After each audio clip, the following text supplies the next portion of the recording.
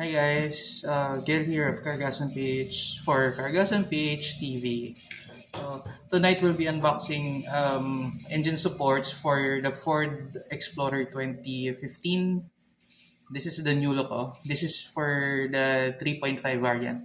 Bali tatlo yan, 2.0 EcoBoost, 2.0 2 liter EcoBoost, 3.5 V6, and for the 4.0.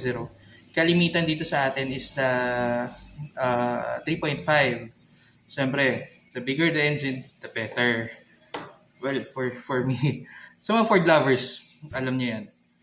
Anyway, tonight will be, ito, yung mga engine supports natin, i-unbox natin today. So, this one, this is for the passenger side. Part number is TB5Z6038A. Ito. So, yan. Passenger side, 3.5 liters for the Explorer 2015. So, as you can see, meron ditong pads. Rubber padding. Now, kapag ma-vibrate na, like for example, idling or trying to rev your car, tapos nagva-vibrate yung dashboard, you check nyo yung padding na to. Ayan, this one. Check nyo yan.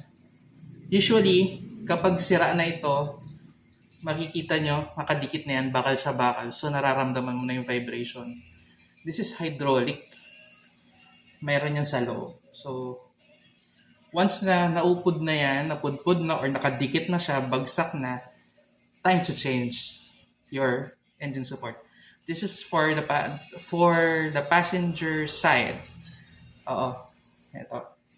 Malapit to dun sa hose ng aircon. Dun yun nakalagay. Alright?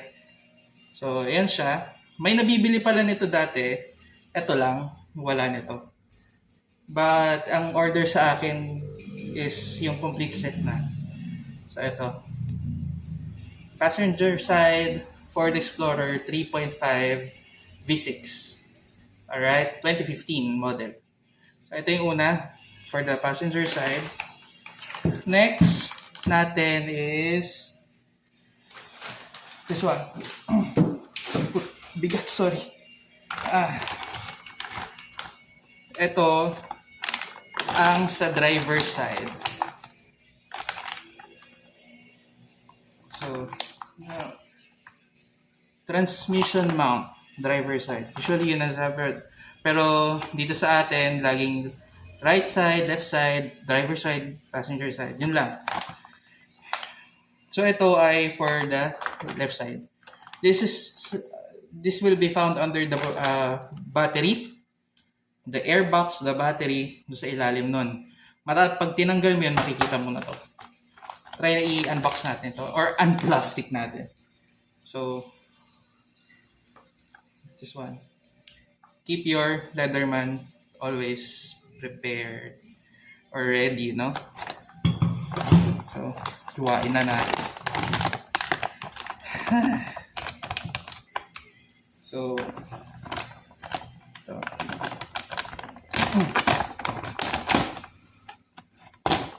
In-order na to sa akin eh. This will be sent to Pampanga. Isang set ang binili. So, meron naman tayo na ito almost, I think I have still 10 sets for the 3.5. Andyan sa stock room lang naman. So, if you need one or any of the supports, let us know. Okay? So, ito siya. This will be found under the battery and the airbox. So, ito pa pala, yung mga stock ng Ford Explorer na engine support sa transmission mount, iba itsura, maliit lang yung goma dati. Ngayon, napansin nila na parang lagi na lang sira. Lagi na lang sira yung yung transmission mount, lagi nagva-vibrate. So, they came up with a new design Iba lang yung itsura niyan, pero when you uh, place it na eksakto yung mga bolts niya, yung mounting niya, eksakto yan. Wala tayong problema dyan. So, paano ba to? Nakaganito siya. Ganyan. Yan, or this one nata. O basta, ganun siya. Nakikita mo siya under the battery. So ngayon, dito yun eh. Dati ang liit lang. Maliit lang. Kala mo, maliit lang na pang mga 1.6 na engine lang yung mount. Pero yun nga. So dahil reklamo, binago nila yung design. So this this is for the 3.5 for the Explorer, driver side, transmission mount. Transmission mount ang tawag pa sa atin, driver side. So, ito yon. So, next. Ang grabe, hihingal ako. Anyway. This is for the torque mount. Ibang tawag naman lang nila dito sa atin, rear engine mount or transmission mount ang tawagin. Pero ang right term dito is sa torque mount. Explain ko sa inyo. So, yung first two natin, itong dalawa, malalaman mo pag sira yan, if you're on idle, ma-vibrate yung dashboard. Pangalawa, if you're revving, pumapalag or you shift gear, papalag yan. Akala mo yung engine lumalaban. Nagwawala ang tawagin. So, this one naman, sa torque mount, by the way, part number nito is DB5Z6068A. Original siya. So, again, iniba ulit ni Ford ang design nito. Yung dating 3, yung mga stock na 3.5, hindi ganito ang itsura. But, the mounting, it's the same. So, nakaganito yan eh. Ganyan na. So, nakakaipit yan sa body and sa transmission nandito. Ganyan. So, either way, pwede naman, mabali-balik na rin yung pwede. Basta, this one, ito yung nasa front, yung malaki sa likod. Okay? Kayang-kaya nyo yung DIY to eh. Basta mayroon kayong jack, and kalsuhan nyo lang, kaya yan. Sorry. So, this one, paano natin malalaman kung sira to? So, every time you drive sa highway, mararamdaman mo, siguro once you reach 80 to 100, mararamdaman mo, nagva-vibrate siya. So, ang sira ito.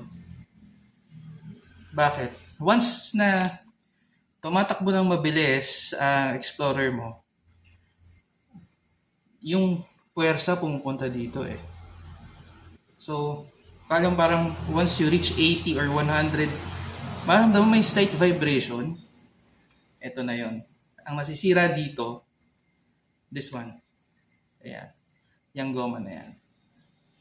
Kapag mabilis na yung takbo mo sa highway, nag-vibrate, check on the torque mount.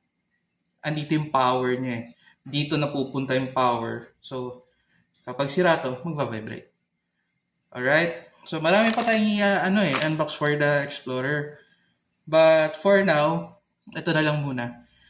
Concentrate tayo sa transmission mount. So, if you have anything in mind na gusto niyo ipa-unbox sa akin, Japanese car, Euro, American car, Korean car parts, let us know, and yun lang. Subscribe na lang and like and share para sa mga kapwa natin may Ford Explorer. Alright? Maraming salamat. Take care. Good night.